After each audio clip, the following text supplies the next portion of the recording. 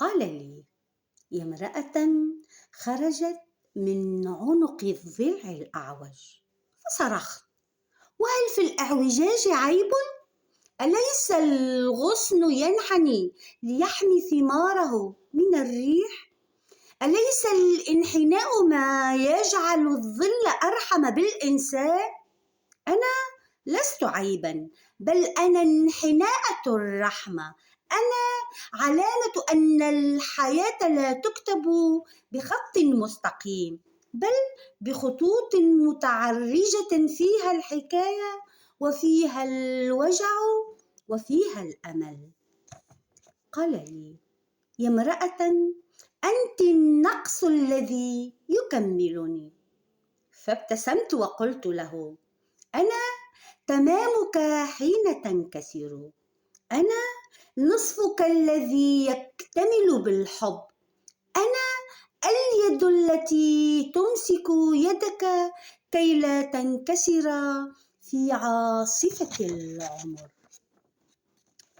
أنا الدفء الذي يسكب في روحك سكينة، أنا الغصن الذي يحنو عليك كي لا تقتلعك رياح الغربة.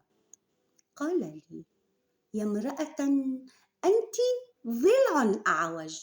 فقلت: أنا ضلع يحمي قلبك، أنا انحناءة تظللك بالرحمة، أنا ظل يلين قسوة الأيام، أنا دفء يسكب في قلبك نورا، أنا الحنان الذي يعلمك أن القوة بلا رحمة قسوة، وأن الإعوجاج هو سر الحماية، كالقوس حين ينحني ليطلق السهم، وكما ينحني الغيم ليهطل مطرا.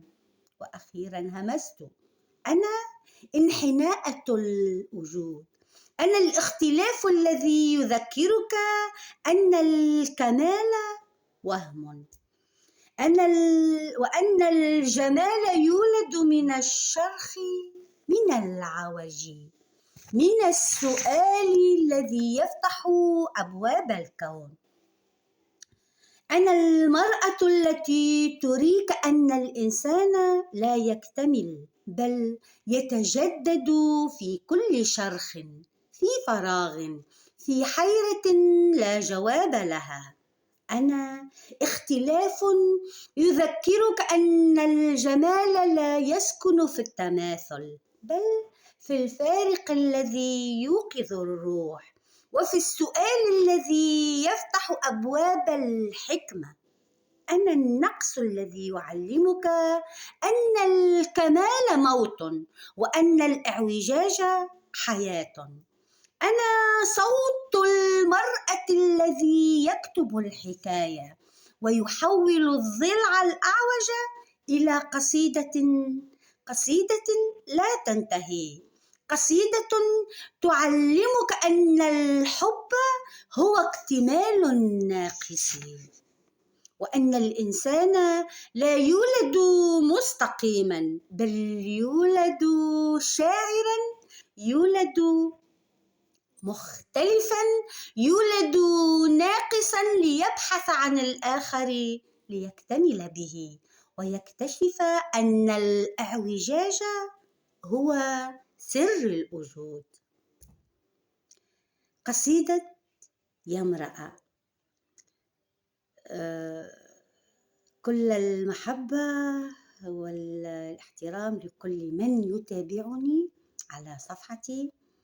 أقول لكم قبل كل شيء: صباحكم حب، صباحكم سلام، صباحكم امرأة حنونة تكملكم لا تنقص منكم، وصباحكم اعوجاج بالمعنى الطيب طبعا.